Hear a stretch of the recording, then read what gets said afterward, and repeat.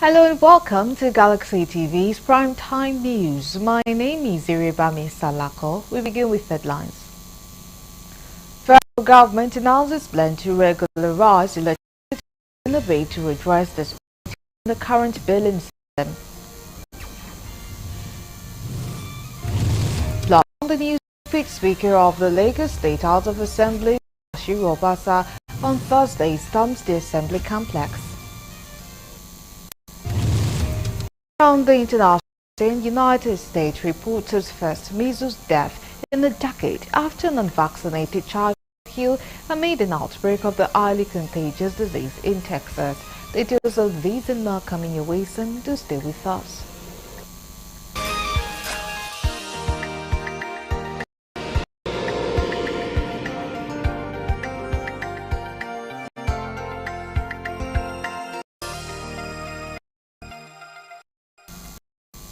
Many thanks for joining us at this time. Now details of the news.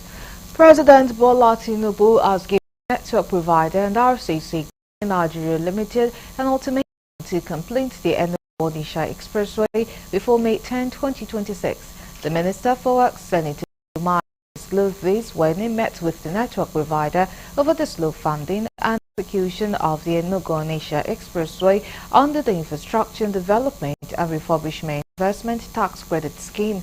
According to MAI, the network provider will be held responsible should the road fail after construction on account of a shoddy job by contractor, as there will be no variation or fault on the project. He then urged RCC to note that going forward, operation of paying their projects must be in accordance with the procedure contained in the conditions of contract and not at the whims and caprice of the contractor. These are the conditions that we've agreed to make it to 15th of to 10th of May 2026. That's number one. Number two, we have removed a number of items like the flyover, pedestrian bridge, the park, 72.34 kilometers again. We've removed them from this. So we have allowed you 79.34 kilometers for the remaining 1 billion. Based on the following conditions. One, there is no variation. In their separate remarks, the Minister of State for Works and Permanent Federal Ministry of Works extolled the stance of the Federal Ministry of Works and the policies that would not only fast-track job execution but also guarantee value for money and quality project outcome. They urged the contractor to cooperate with the new paradigm under the renewed Hope administration and work towards delivering the Enugu-Onitsha dual carriageway in record time so that the President could commission it for public use.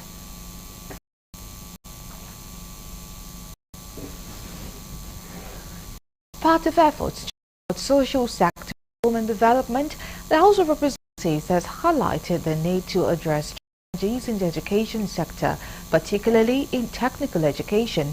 Speaker of the House, Tajudeen Abbas, emphasized these at the public hearing on two bills: the proposed Federal Polytechnic in Adepo, Benue State, and the proposed National College of Entrepreneurship and Skills Acquisition in Ilela, Sokoto State. The Speaker, who was represented by Honorable Ifeolu Ayindero, noted that modernizing technical education is vital for equipping Nigerians with the skills needed for economic growth. He stressed the importance of practical skills for young Nigerians to compete in a global economy. According to him, the Federal Polytechnic Adepo would provide training in science, technical education and management, while the National College in Ilela would cater to entrepreneurial skills tailored to local business needs. The proposed Federal Polytechnic Adepo, Benue State is expected to provide essential training opportunities for aspiring entrepreneurs in science, technical education, and management science. It is envisaged that this polytechnic will focus on equipping individuals with management, technical, and entrepreneurial skills necessary for fostering innovation and economic growth and development.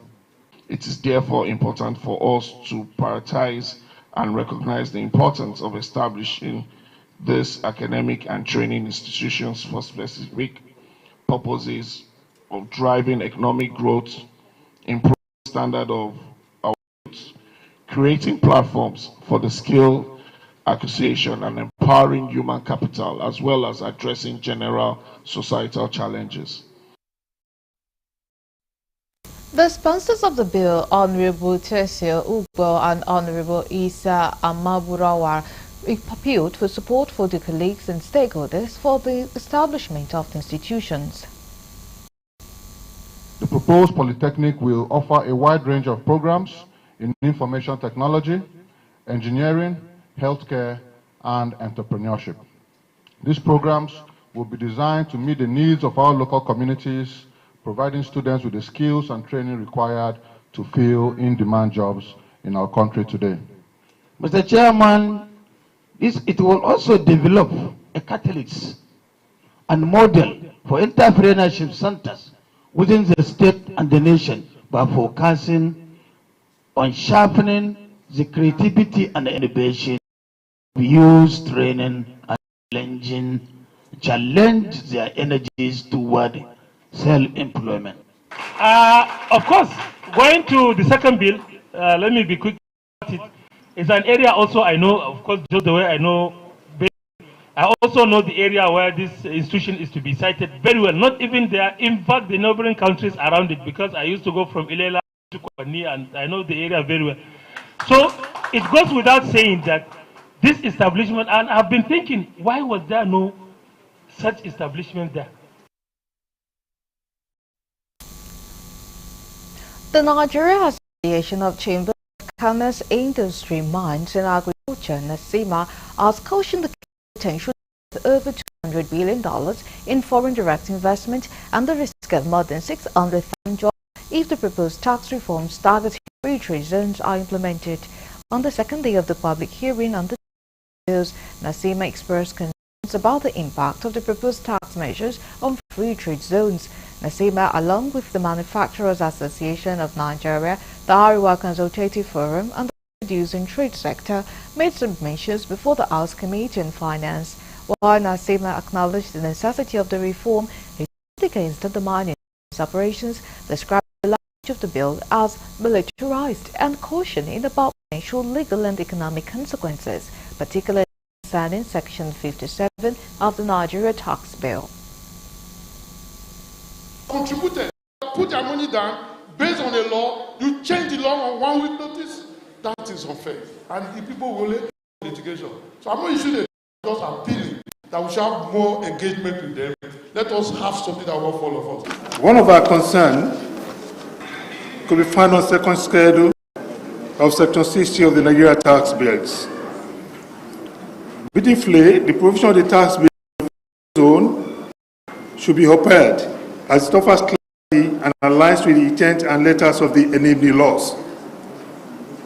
We believe that it does not in any way jeopardize the incentives offered to the operators within the zone. The issue of going to law saying that the derivation should be 60%, this should be this. It is not everything you put in a law. There are subsidiary legislation, guidelines. Don't go and put everything in a law. Leave it to guidelines. Nigerian National Revenue Service with National Fiscal Commission, Revenue Mobilization, Allocation and Fiscal Commission, that's their own job. They sit down, state government, local government, politically, they now determine how to share this revenue. In response to the concerns raised, the Presidential Fiscal Policy and Tax Reform Committee and the Federal Inland Revenue Service provided clarifications. Chairman of the Presidential Committee, Taiwo Yedele, explained that what currency in circulation is about 4 trillion naira, the total money supply exceeds 100 trillion naira. Atlantic that you made the example of, they don't need to export sand. They just need to stay within their zone and they'll be exempted. When they export, they'll be exempted. There is no law today, not the NEPSA Act, not the Oil and Gas Act, no other law that says when you bring it to the custom territory, you can sell without paying taxes. And there is no country where they're doing that. By exporting your 10 naira cost goods to Ghana, to Togo, to anywhere, it's okay. when you want to come and sell in Nigeria, you said I should fold my hand. You produce your own goods because you don't pay tax as 10 naira. You come to custom area, you sell it at 15 naira. The person in custom area that is paying us taxes, that we are to do the road, to provide the electricity, to do all those things, has produced his own at 25. You come to cut the market and you are selling at 50. So if how can the person that is doing what we need will compete with?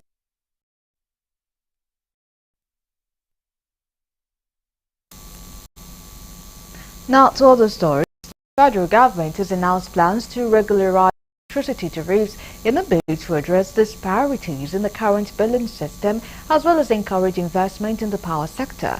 The Minister of Power, Adelabu, made a disclosure in Abuja at the public presentation of the National Integrated Electricity Policy and Nigeria Integrated Resource Plan on Thursday. Our correspondent, Kolojo, completes the story.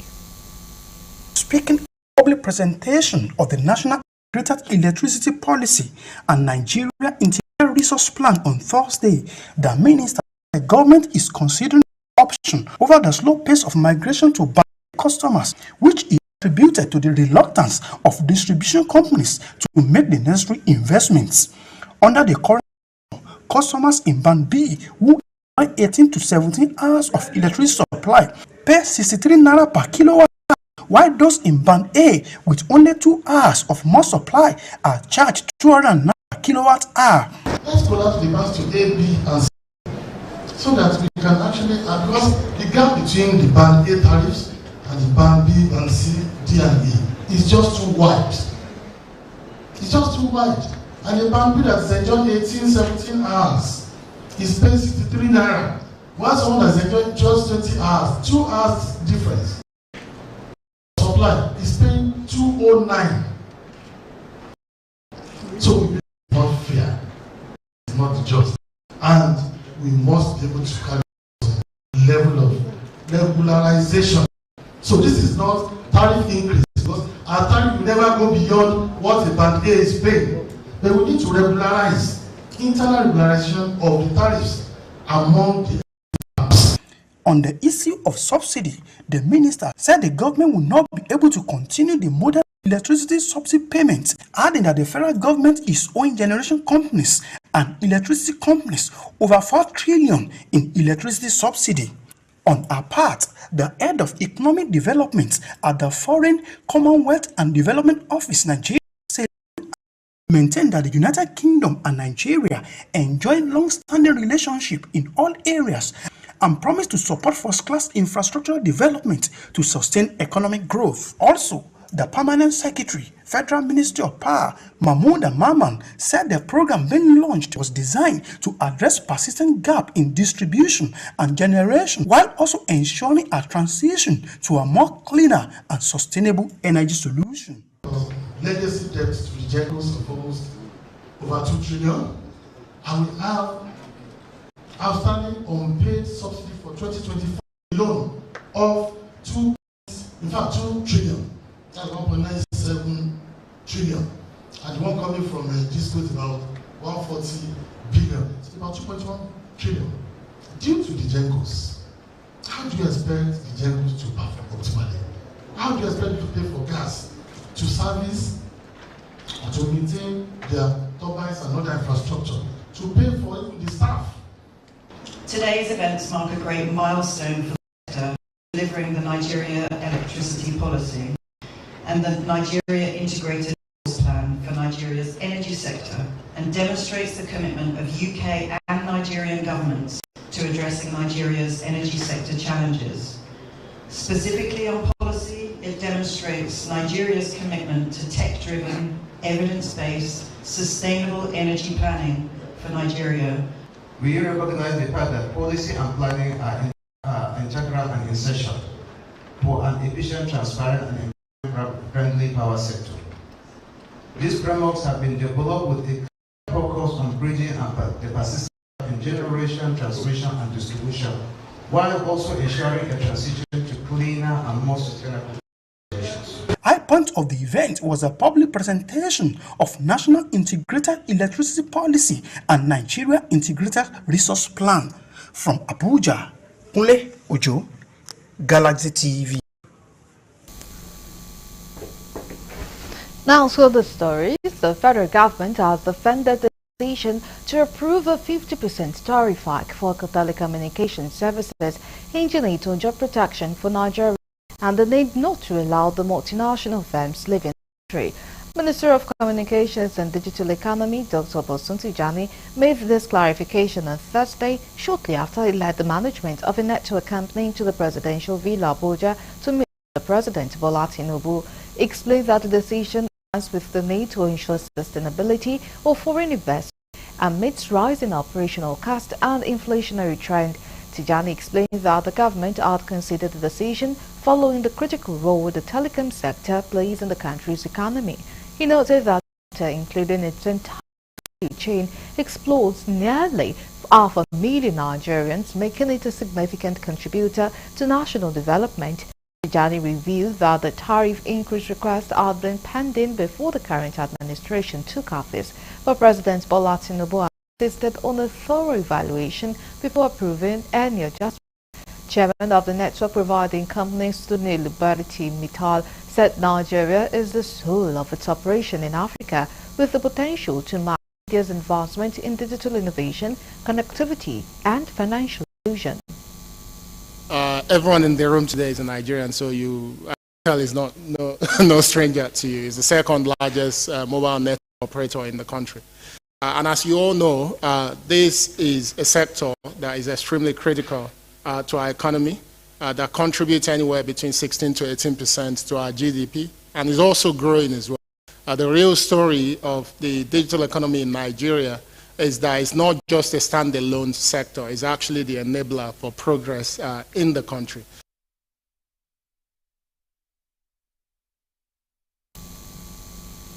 You're still on to the news on Galaxy TV. Coming up next.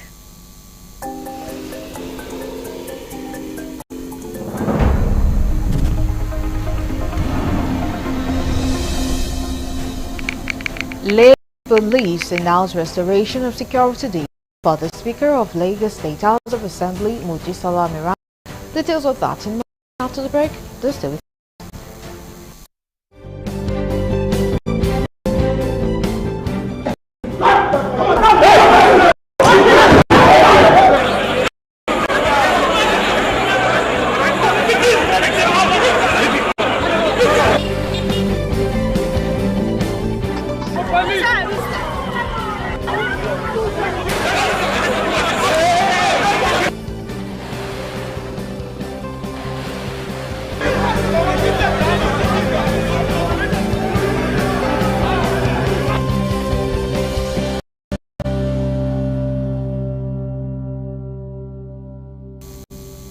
We are glad to have you back. Now, for more updates and latest news, please visit our website www.galaxytvalign.com.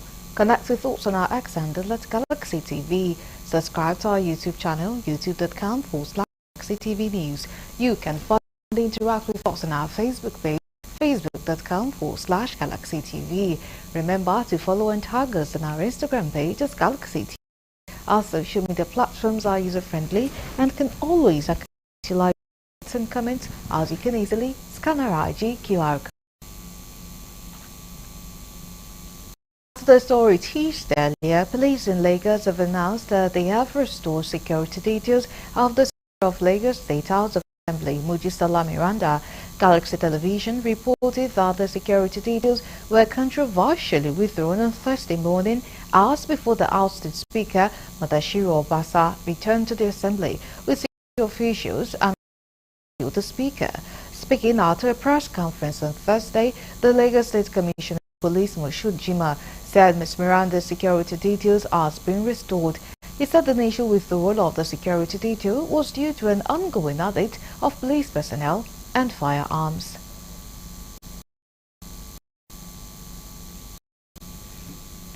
And still on that matter, Lagos State House of Assembly former Speaker Mudashiru Obasa on Thursday stormed the Assembly complex Arrived at the assembly complex and the camp of some security officials and the Speaker's office around 12 noon.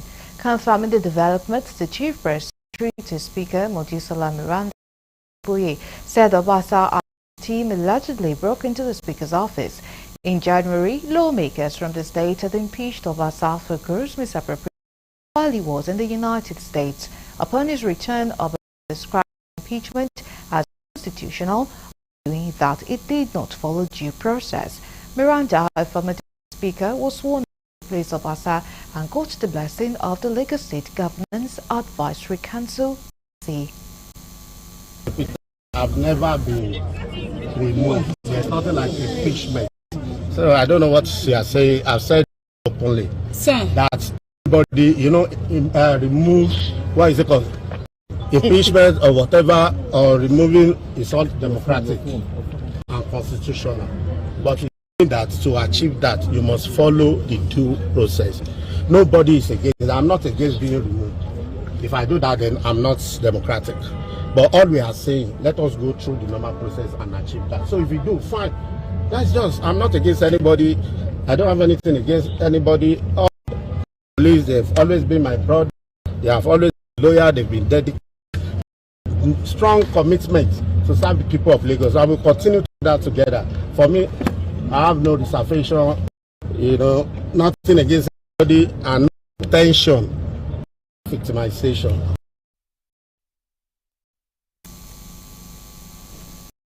Now to other stories.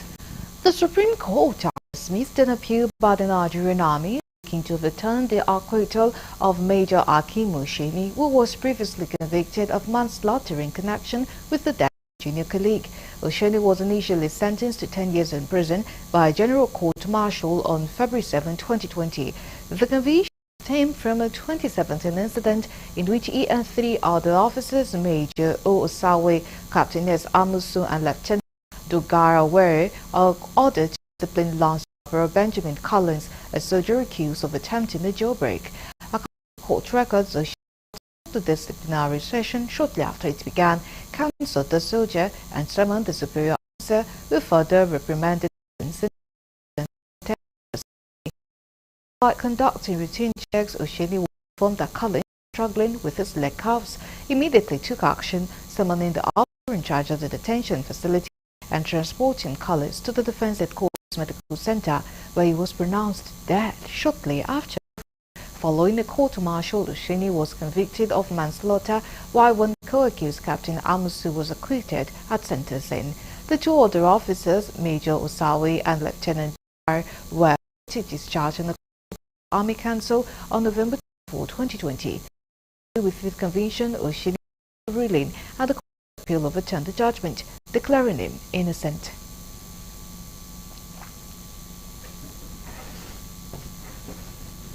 The Federal High Court in Abuja has fixed November 3, 2025 for the payment of a staff of the Central Bank of Nigeria, Odo Eric Oche, and 2 others who allegedly obtained of $6,230,000 from the CBN with purported letters from the Presidency and Office of Secretary of the Government of the Federation. Justice Inyang Echo shifted arraignment on Thursday following the inability of the federal government to produce the 3 accused persons before him. Correspondent reports that the 3 accused persons are Ademo Abubakar, Imam Abubakar, and Odo Ochene, who allegedly obtained the money in cash from the Apex Bank on a purported mandate of the presidency to settle foreign election observers. Though the arraignment was slated for this Thursday, however, counsel to the federal government, Celestine, informed the judge that the 3 accused persons said to have run out of the country have not been arrested. He expressed the dilemma of the government, adding that though the International Police Interpol had been involved in the battle to get the 3 persons apprehended, the effort of Justice Echo will recall that a warrant of arrest at the Yeko been issued against the accused persons, granted the request of the lawyer and adjourned the matter to November this year. The federal government had requested assistance of the International Criminal Police Organization Interpol to hunt and arrest 3 defendants in the alleged withdrawal of the $6.2 million from the Central Bank of Nigeria last year through a forged document. Inspector General of Police and former Makodi has presented a check worth about 15 million naira to families of slain police officers who died during service while serving their fatherland. The checks to the representatives of both families of the zonal commanded quarters in Makodi. The IG said the check is not compensation but to support the families to calm their pain borne out of the magnanimity of Inspector General of Police Kayode Egbetokun for the gallantry of the police officers, stating this gesture is aimed at encouraging and motivating other serving officers. One of the beneficiaries, Stephen Okori Iwache, who spoke to newsmen, thanked the police for the gesture, saying it will go a long way in helping the family as their father, a police inspector, died November 2023. Using checks to the value of 15,775,492 naira 23 kobo to two diseased families who are indigenous of Benue State. These checks are not a gift.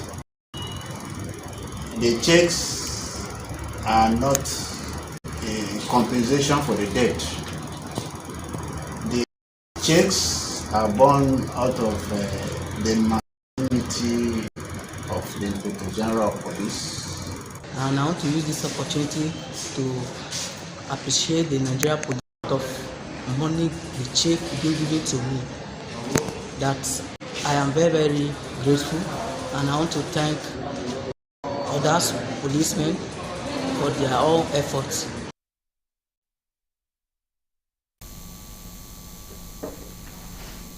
And to other stories, the Inter-Party Advisory Council has challenged government at all levels to work towards improving the well-being of Nigerians and not make excuses. The national chairman of IPAC made this known in his address at the unveiling of the IPAC Democracy House in Abeokuta, the Ogun State capital. Represented by IPAC's deputy national chairman, he said government must do all to ensure that the welfare of Nigerians is adequately taken care of. He noted that IPAC will continue to promote dialogue and adjudicate on issues bothering the country matter, promote and defend the interests of all political parties. On his part, Ogun IPAC chairman said the unveiling of the Democracy House is a symbol of unity that should help build good governance among parties. Almost 26 years of unbroken democracy, Nigerians deserve dividends of democracy and excuses from governments at all levels.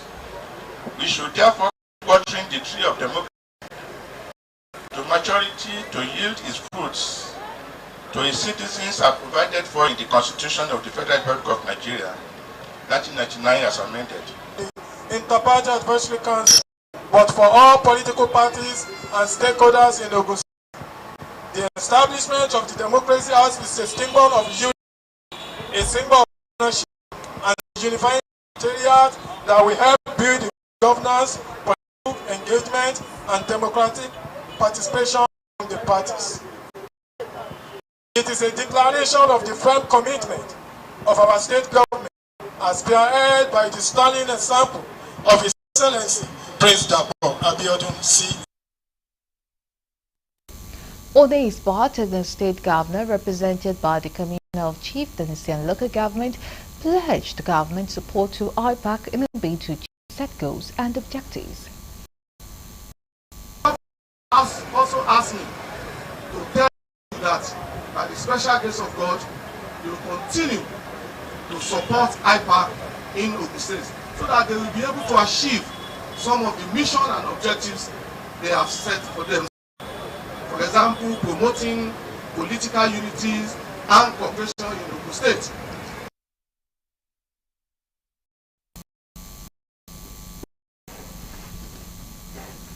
Rivers State Governor Siminalayi Fubara has visited the Ignatius Ajuri University of Education after the daily protest by students over infrastructure, decay, accommodation and welfare issues. This is coming after students welcomed them with a inscription calling for urgent action in the short in the school, addressing the gathering and the government councilmen. Governor Fubara said his visit is for first-hand information.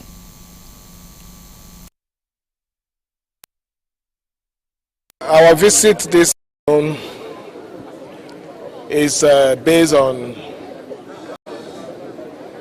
a request made by the governing council that there is need for the government to intervene urgently on very, very critical areas. He admitted that his administration has not done enough in meeting the needs of the institution. He promised massive infrastructure development. That as we've not done much for a school that is under our control. I can make bold to say this afternoon, from what I've seen, the way the school have also managed itself will immediately grant the request of the governing board.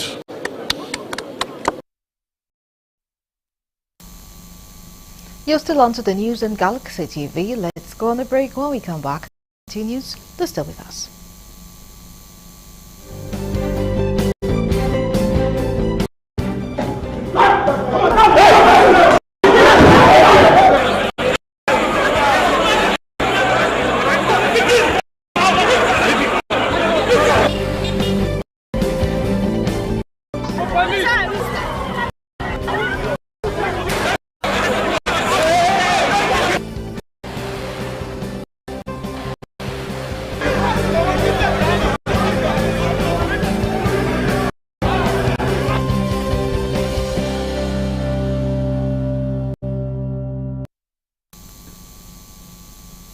We are glad to have you back. Now, moving on with the rest of the stories. Barely a week after farmers, hunters and members of Edo State vigilante groups appealed to the state government to provide them with arms and ammunition to take the defense of herdsmen attack, the Governor Monday Okpebolo has ordered the immediate distribution of arms to various state security outfits. Our correspondent Idele Fasson completes the story. Gathered at the Auchi police station, members of different security outfits who took their turn to collect their arms, which had been long expected. Speaking on the exercise, the chairman of Auchi, Igarabi Lantig, said the arms will help in tackling kidnapping and other criminal vices. We have received our arms because most of our operatives, that is the cops, they have worried about their arms. Now that we have received our arms by the God grace, every day we are going to do bush coping. Now we have received our arms, we are going to start our action because we need action. We are hot, our blood is hot now. So I think we are sending a very good message to the government, mostly our command commissioner. We are grateful for what he did.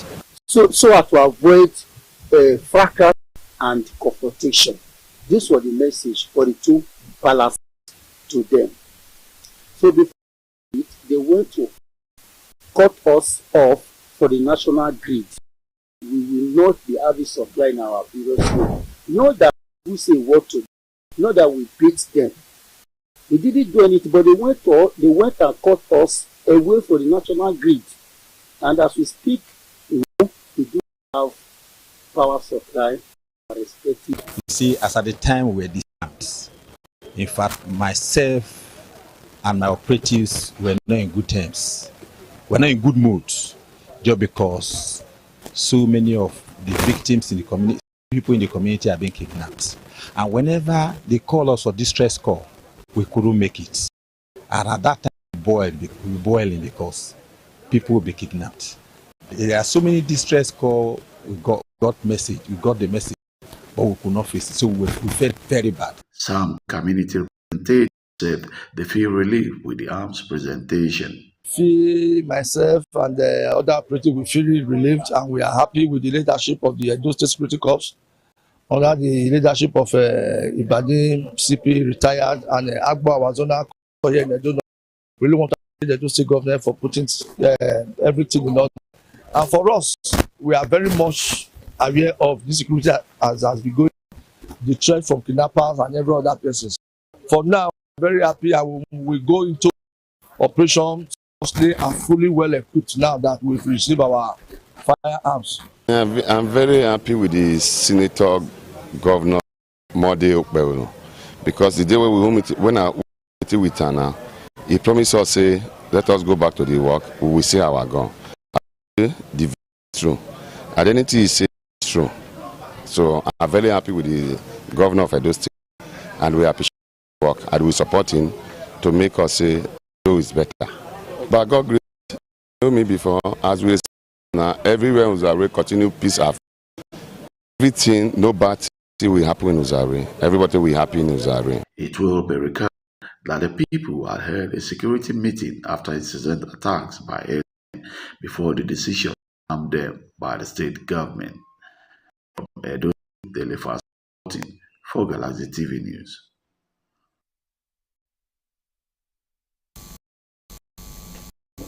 Now to other stories. The National Agency for Food and Drug Administration and Control in Adamawa State has warned fruit dealers against using chemicals to ripen fruits and advised consumers to be cautious. NAFDA coordinator in the state issued a warning in an interview with newsmen in Yola on Thursday. He highlighted that the most commonly used chemical for ripening fruits, particularly bananas and oranges, was calcium carbide, which is mainly used in welding. According to him, this chemical could cause cancer in any parts of the body.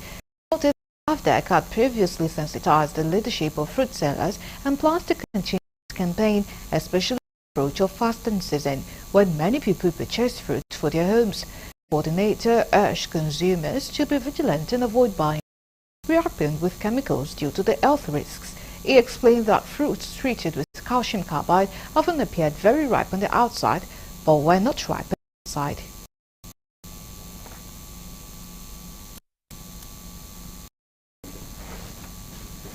A civil rights group under the aegis of AfriLaw has successfully launched an advocacy report in Benin City, the Edo State Capital, titled The Community-Based Research in Human Rights Violation in the Oil Palm Supply Chain in Edo State. According to the organizers, the main objective is to conduct a community-based research and collect evidence of violation of community rights by major palm companies operating in the state. Speaking of the reason for the event, the founder of AfriLaw Foundation, Barrister Kereke Chinwike, said the research is to look at the issues of human rights and palm oil business industry in Nigeria, especially in Edo State, being one of the leading states in palm oil business. Some of the participants also spoke on the role of human rights in businesses. The research is just to look at the issues of human rights in palm oil business in Nigeria, especially in Edo State, being one of the leading states in palm oil business. So what we are looking at is that palm oil business and agriculture shouldn't be done in absence of human rights, especially considering the community interest. One thing I know this lecture today, this seminar has really focused on is the area of the human rights, which I think the government is also working out things to ensure everyone is privileged to enjoy that human rights that they also to handle the major issues of mainstreaming human rights into your operation. That even when you want to start up a business, you begin to ask yourself, what's the need of these people? What do they need? Not what you feel they need. You know, that's where a violation of their right to self-determination comes in. You know, when you begin to do you begin to dash them what you feel they will require. Build roads, you take care of school. That's fine. But let's go beyond calling them together and including them even in that decision you're trying to make. Even if it's going to fit them, but let them be part of that decision. Let them be part of the discussion of what.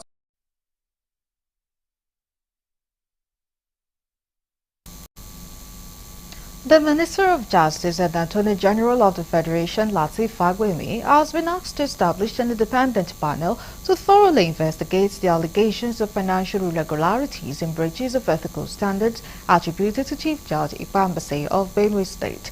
Secretary General of the United World Congress of Diplomats, Tunji Ashaolu, made the call while addressing journalists at an international press conference held in Abuja on Thursday. He emphasized the importance of upholding due process and ensuring that justice is served in the pursuit of public trust and accountability. Urge the National Judiciary Council, NJC, and the Nigeria Bar Association, NBA, to act in accordance with the truth and uphold the rule of law by condemning any illegal actions committed by any civil judge, rather than endorsing or supporting any questionable conduct. We call on the Minister of Justice and Attorney General of the Federation to initiate an independent panel to thoroughly investigate the allegations of financial irregularities, and breach of ethical standards. The chief scribe also urged the governor of Benue State should promptly appoint an interim chief judge to prevent any disruption in the judiciary and maintain seamless delivery of justice to citizens of Benue State. He highlighted the significance of maintaining stability and continuity with the judicial system to safeguard the rights and interests of the people. Implore the executive of the Benue State to speedily appoint an acting chief judge, prevent a vacuum in the judiciary, and uphold the uninterrupted delivery of justice to citizens of Benue State, ensuring stability and continuity in the judicial system. This is crucial for safeguarding the rights and interests of the people of the state.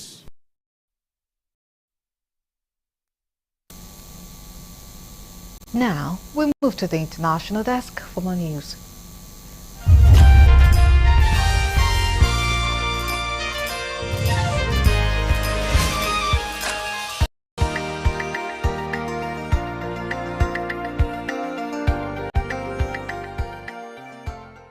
This is the news from the international scene.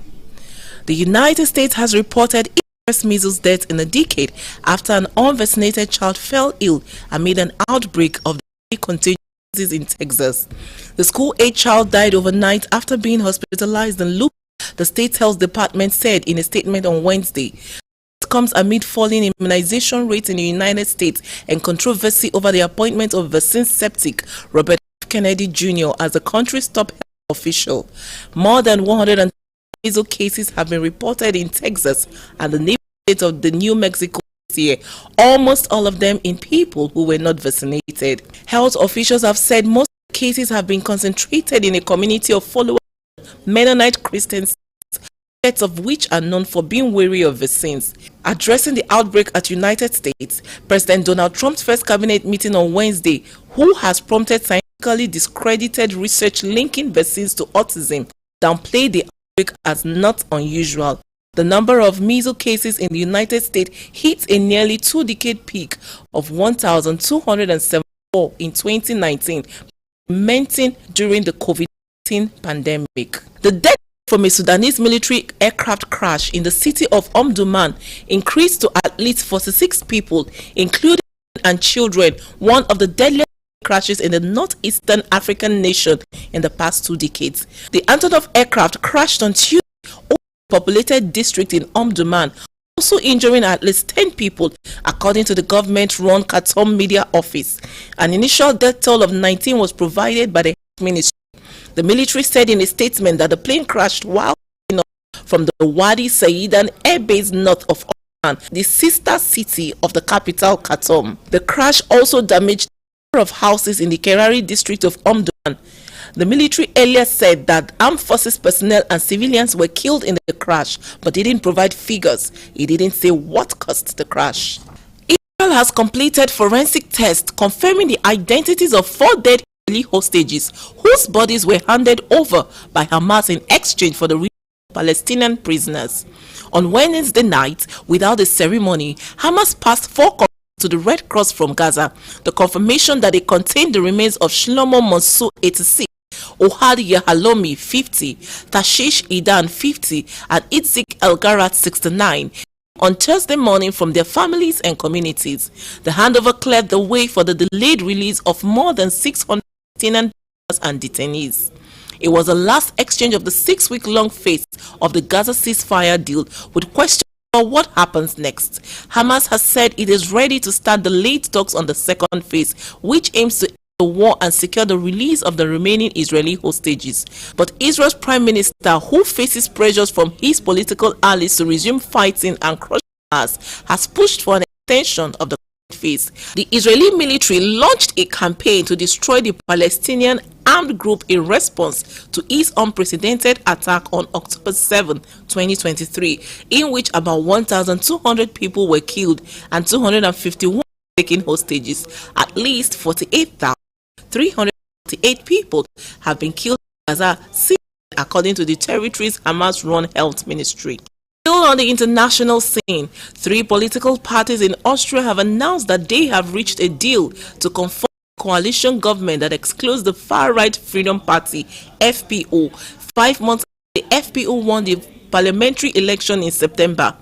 OVP leader Christian Stocker said a common program had been agreed with the Social Democrat Liberal coalition partners. Stocker is expected to become the new chancellor. The deal announcement should bring to a close the longest wait for a new government in Austria since the World War II. A first attempt to form a ruling coalition with the same 3 parties collapsed in January, forcing Chancellor Merkel to announce his resignation. The Eurosceptic and Russia-friendly FPO was then tasked with forming a new government, but that also failed. The soon-to-be-announced party government, Austria's first since the 1940s, is due to take next week, provided all parties sign off on the deal, at which a 2/3 majority is required. Britain will accelerate an increase to its defense spending. Prime Minister Keir Starmer announced ahead of his crucial visit to meet U.S. President Trump in Washington that is said to be dominated by the future of the war in Ukraine. Starmer said he will raise military spending from 2.3% GDP to 2.5% by 2027, and then again to 2.6% the following year, as a rift opens up between Trump and Europe over the future of the conflict. But he will fund the rise by cutting Britain's already depleted foreign budget, which will now fail to adjust to 0.3% of the country's GDP. This government will begin the biggest sustained increase in defense spending since the end of the Cold War, Starmer told Parliament as he laid out the plans. He said Britain must reject any forced choice between its allies, one side of the Atlantic or the other. He called Britain's relationship with America his country's most important bilateral alliance. And he said, this week when I meet President Trump, I will be clear. I want this relationship to grow from strength to strength. Last, the international scene, at least 40 Uyghurs have been deported to China. The Thai authorities have confirmed warnings from rights groups that they face possible torture and even death. The group is thought to have been flown back to China's Xinjiang region and been held for 10 years in Bangkok detention center. Has been accused of committing crimes against humanity and possibly genocide against the Uyghur population and other mostly ethnic groups in the northwestern region of Xinjiang. Beijing denies of the allegations. It is the first time Thailand has deported Uyghurs since 2015. The deportation has been shrouded in secrecy after serious concerns were raised by the United States and United Nations. Several trucks, some with windows blocked with sheets of black plastic, left Bangkok's main immigration detention center in the early hours of Thursday morning. The Thai defense minister told men that Beijing had given assurances the deportees would be looked after. Beijing said that 40 Chinese illegal immigrants repatriated from Thailand refused to confirm that the group were Uyghurs. That is from the international scene.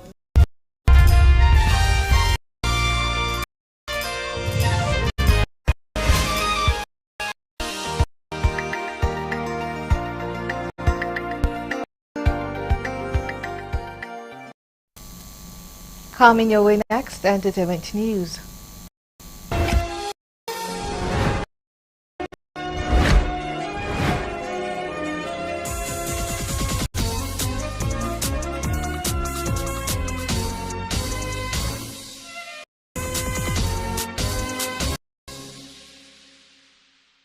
Welcome to Entertainment News Galaxy TV. This is your daily celebrity gossip, trends, and news. My name is Gratitude in Mokode. Here are the stories for today. Nollywood actress and filmmaker Bolaji Ogumola is ending the month of high note. Fills a palatial mansion. The movie producer, via Instagram page, shared a photo of a new mansion, which she said she would be using for filming. She chose to watch a movie Submarine in cinemas, so she can afford money to furnish it. It is a tough time for beloved Nollywood actress Iniedo, as she has lost one of her dear friends. Taking her Instagram page, she expressed disbelief that she was typing RIP for him. Ini noted how he was rallying friends for her father's burial some weeks back, and now he's dead. Expressing how heartbroken she is at his demise, she prays that he will rest in the bosom of God, as she described him as one of her few real friends. Nigerian music star and the second half of the famous music industry, P-Square, Paul Okoye has shaded his twin brother, Peter Okoye, as he reacted to his elder brother, Jude Okoye's arraignment by EFCC. It was reported that Jude Okoye, former manager of P-Square, was arraigned by the Economic and Financial Crime Commission at FHC in Ikoyi over alleged $1.38 billion fraud. Reacting to the devastating news via his Instagram story, Paul Okoye notes how this is what Peter wanted. He sent encouraging words to Jude as he told him to stay strong. Thank you for joining us on Entertainment News. Until next time, stay entertained. My name is Gratitude in Mokede. Enjoy your evening. Goodbye.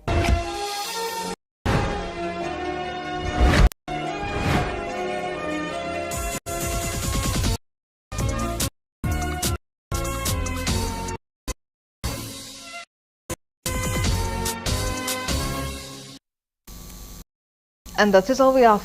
Thank you so much.